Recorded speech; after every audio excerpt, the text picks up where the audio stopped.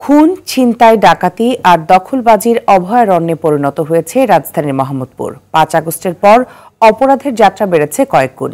ছিনতাইকারীর দৌরাত্ম্যে অতিষ্ঠ এলাকাবাসী। নতুন জনবল আর অপ্রতুল যানবাহনের কারণে আইনশৃঙ্খলা নিয়ন্ত্রণে হিমশিম খাচ্ছে পুলিশ। চ্যালেঞ্জ সত্ত্বেও অপরাধীর বিরুদ্ধে অভিযান চলমান আছে বলে জানান ভারপ্রাপ্ত কর্মকর্তা। পুলিশের বর্তমান অবস্থা নিয়ে সাদিয়া কানিজের ধারাবাহিক প্রতিবেদনের আজ দ্বিতীয় পর্ব ছবি তুলেছেন নাজমুল হাসান সাইমন। টার্গেট একা পেলে দিনে দুপুরেই অস্ত্র হাতে ঝাঁপিয়ে পড়ছে ছিনতাইকারীর দল।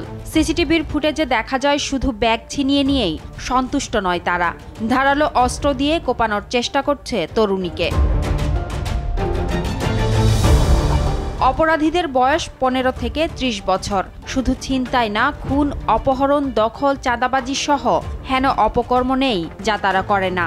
সম্প্রতি মোহাম্মদপুর এলাকায় খুন হন কয়েকজন। প্রতি মাসে বিভিন্ন অপরাধে মামলা হচ্ছে 80টির বেশি।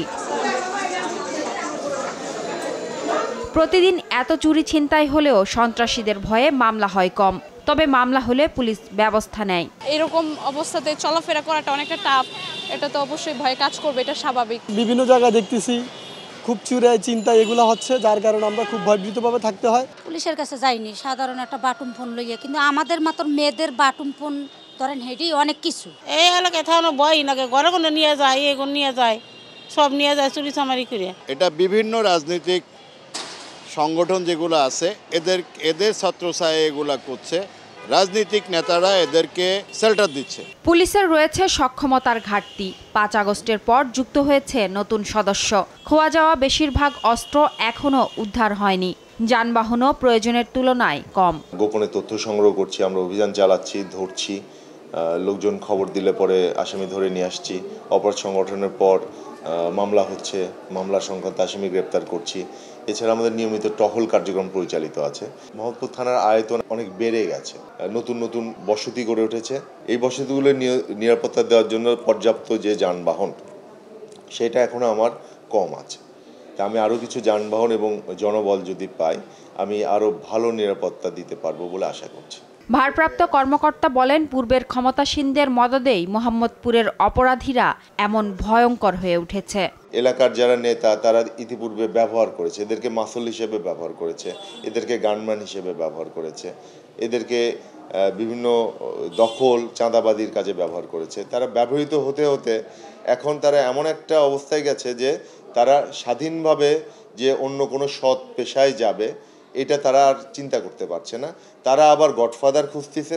সামাজিকভাবে যারা শক্তিশালী হয়ে উঠছেন কিছু নেতা এদেরকে ব্যবহার করছেন গোপনে, অত্যন্ত গোপনে হলেও ব্যবহার করছেন এবং তাদের শেল্টার এবং প্রশ্রয় পাচ্ছে। এই কারণেই তারা এখনো টিকে আছে। নিরাপত্তা বিশ্লেষকরা বলছেন, মোহাম্মদপুরের অপরাধ প্রবণতা দমনে যৌথ বাহিনী ও এলাকাবাসীর সম্পৃক্ততা প্রয়োজন। তারা কি কারণে হচ্ছে সেটার ব্যাপারে একটা রিসার্চ দরকার, এবং এখানে যদি তাদের ইকোনমিক রিহ্যাবিলিটেশন বা তাদেরকে ধরেন যে কোনো কাজে বা এমপ্লয়মেন্টে নিয়োগ করা বা তাদেরকে পজিটিভ কোনো অ্যাক্টিভিটিসের সাথে নিয়োগ করে যদি ওই কালচারাল যে ট্রেন্ড বা ফ্যামিলি বা সেটা থেকে যদি ডিটেক্ট করে নিয়ে আসা যায় তাহলে হয়তো এটা সম্ভব, বাট এটা সময় সাপেক্ষ ব্যাপার। কালচার তো আর একদিনে শেষ হয় না। লং টার্ম প্রিভেন্টিভ মেজারগুলো নিতে হবে, ওই কমিউনিটিকে টার্গেট করে তাদের ফ্যাক্টরগুলোকে, তাদের কালচারাল এলিমেন্টগুলোকে যেগুলো কন্ডিসিভ টু দ্য মানে ক্রিমিনাল অ্যাক্টিভিটিস জন্য সেগুলোকে নির্মূল করতে হবে আর কি, তাহলে এটা হবে। সাদিয়া কানিজ, RTV, ঢাকা।